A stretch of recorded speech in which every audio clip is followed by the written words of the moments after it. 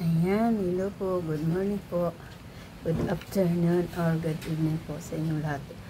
Ayan po, may ipapakita ako sa inyo na itong food supplement.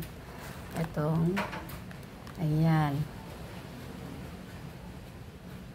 Lola Remedios. Baliktad pa. Ayan, nababasa. Ayan, baliktad. Itong ayan, Lola Remedios na food supplement. Kasi, nung nakaraan pang nung nag-umpisa kasi yung masama yung pakiramdam ko nung nasa hospital yung aking balae. Doon nag-umpisa yung nagsama ng pakiramdam ko. Tapos, hanggang sa siya, yung nakaburol na siya. Kasi August siya na dinala sa hospital August 29. Tapos August 31 doon siya namatay. Tapos burol pa siya ng 4 days sa sa St. Peter. Inilibing siya nung September 7. Tapos ito po, yung dahil sa masama nga yung pakiramdam ko noon, na para pa akong nahihirapan ng huminga. Tapos ang sakit ng sikmura ko. Kaya, ayan, binilan ako ng anak ko ng ito, yung iniinom ko. Kasi, pinasok daw ako ng lamig yung katawan ko, saka na-overfatigue na nga daw ako. Tapos, ayan pa, ito, yung kasi nito, itong Lola Remedios na to. Mga to yung may mint yan may halong luya, mint. Ito ito, may mint. Ayan, maanghang to Ito, maanghang to. Kasi nung nagkasakit ako noong year 2023, ito yung mga iniinom ko para sa lamig. Tapos itong white flower, na-plus ko yan sa katawan ko kasi mainit sa katawan Tapos itong dalawa na to. Ito yung binili yung bago ng anak ko nung nakaraang pang linggo na masama ang pakiramdam ko. Pero yung mayroon pa ako dito mga natitira pang ito yung hindi ko na iinom na sobra-sobra sa binili ng anak ko. O, ayan pa, 3 box. Nung 20, pa pala to Nung 2023, hindi ko lang naitatapon kasi nandun lang siya sa cabinet Tapos, hindi ko na to nainom kasi gumaling na ako. Pero inabot ako ng 1 month na may sakit. Na yung itong itong ulo ko na to. Ayan, ulo nga tayo. Ang nangyari sa akin, nung nagkasakit ako ng 2023, itong ulo ko, gumanon siya, yumuko siya. Tapos dikit to dito, nakadikit na tong baba ko dito, nakadikit. Tapos, hindi ko na siya maigalaw ng, yung lilingon ako pag ganun, hindi na, para na akong robot, na pag ganun, nakayuko yung ulo ko. Isang buwan akong ganun. Hindi ko na ganun yung ulo ko. Hindi ko na ma-straight ng ganyan. Lagi na nakaganon. Nakayuko. Kasi pinasok daw ako ng ng lamig. Nung panahon yun ng pandemic, pinasok ako ng lamig.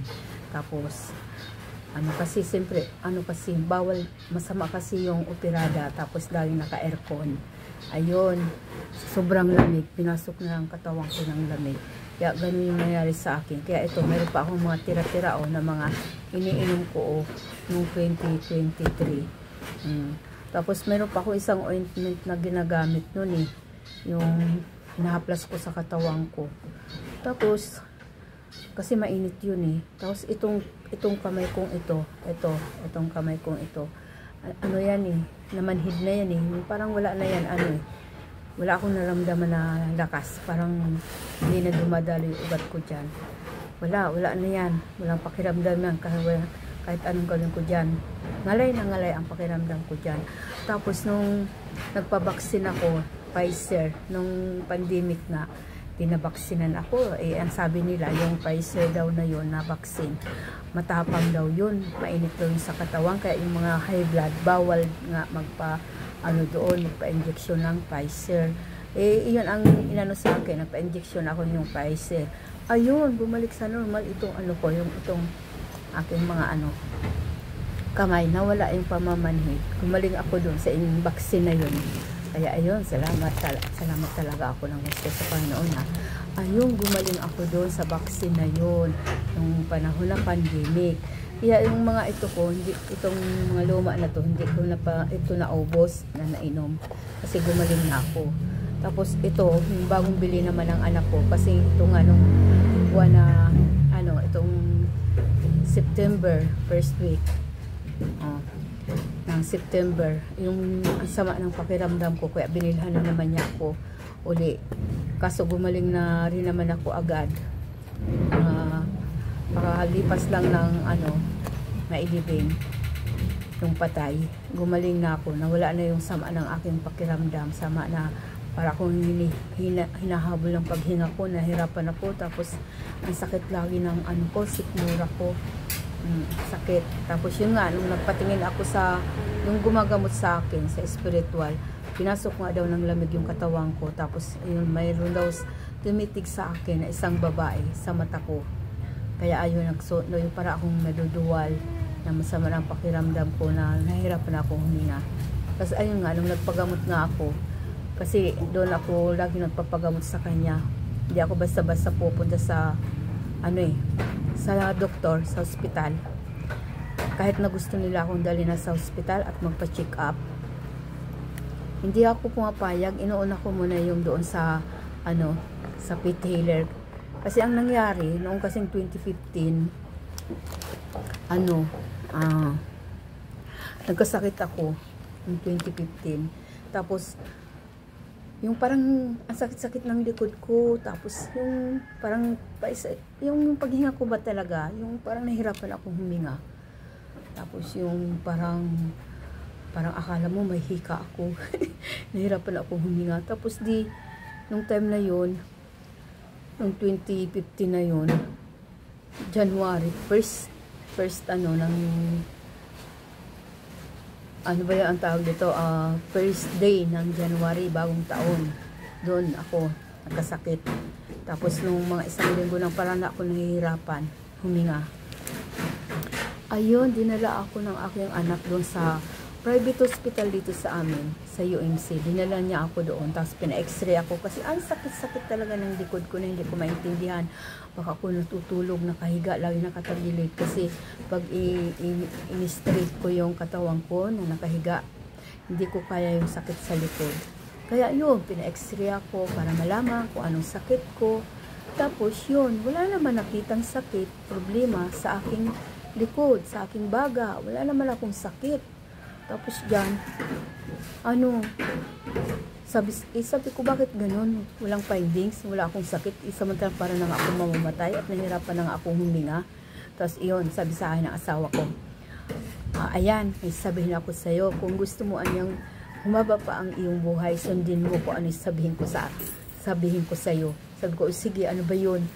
Tapos yun, ang sabi niya, pumunta daw ako doon sa isa kong kamag-anak, magpasama sa isang faith healer, at doon ko daw malalaman kung anong nangyari sa akin.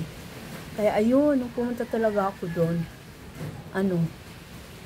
naniwala ako kasi first time namin nagkita nung faith healer na yun, nasabi niya agad kung sino yung gumagawa sa akin. Kaya pala ganun kasakit yung naramdaman ko, na nahirapan na ako kasi marami palang ginagawa sa akin ng mga kung ano-anong mga hurim-hurim. Ayun, talaga ako, bilib talaga ako doon kasi nasabi pa niya yung kung sino yung gumagawa sa akin, nasabi pa niya kung saan nakatira, kung anong barangay. Wala naman ako ibang pinupuntahan talaga noong panahon na yon, doon lang. Kaya naniwala ako doon. Kaya ngayon, pag ako nagkakasakit, hindi ako basta-basta nagpupunta muna sa doktor. Doon muna ako sa faith healer bago ako magpa-doktor. Kasi nalalaman din naman nila kung ano ba, kung tunay o may may mga ibang gumagawa na yung mga black magic kung tawagin. Kaya ayun po, dahil sa nung nagpunta ako sa doon sa pet healer nga na nagpagaling sa akin noon, ito, ang sabi niya, pinasok nga ako ng lamig. Kaya ito, yung binili sa akin ng aking anak, hindi ko na ubos. Gumaling na ako kasi totoo na normal yung sakit ko, na talagang sa lamig. Kaya ayan, nagamot agad.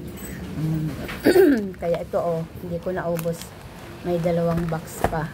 Tapos itong hindi ko na naubos, ayan, yung ointment.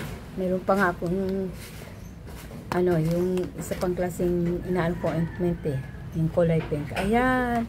Yan po, gusto ko lang ma-share yung nangyari sa akin. At saka ito, kasi wala na akong pondo.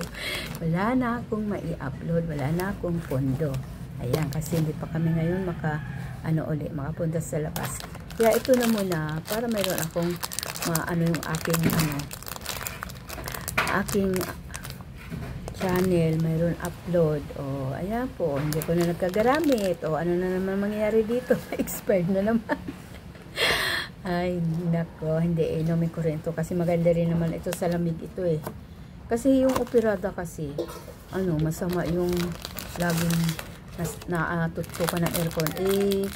Minsan kasi mahilig ako sa mag-inom din ng mga malamig na tubig, soft drinks. Kaya ayun, pinasok ako ng lamig tapos sinamahan pa ng yun nga, yung mayroon mga kakaiba. Kaya ayan, ayan, ganito lang to, ginaganito lang. Shake lang yun. Shake lang. Shake lang. Tapos, ayan, shake lang yan. Tapos, ito, mayroon dito, sanabay po, yan, dito sa gilid, ayan, shake lang. Tapos, ito, pupunitin dito sa gilid, Ayan. 3 box. Hindi ko na ubos inumin. Ayan, inumin lang, ganun,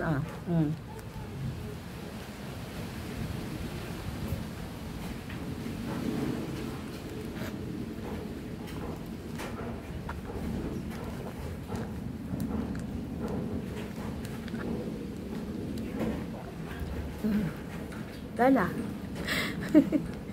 Yeah. Yan po. Ganun lang to. Yan lang po,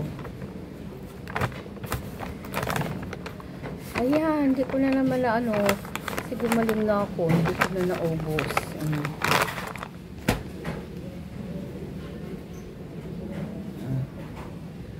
Ayan po. Thank you for watching. Bye-bye po. God bless us all. See you on my next video po. Please don't forget po to like, subscribe,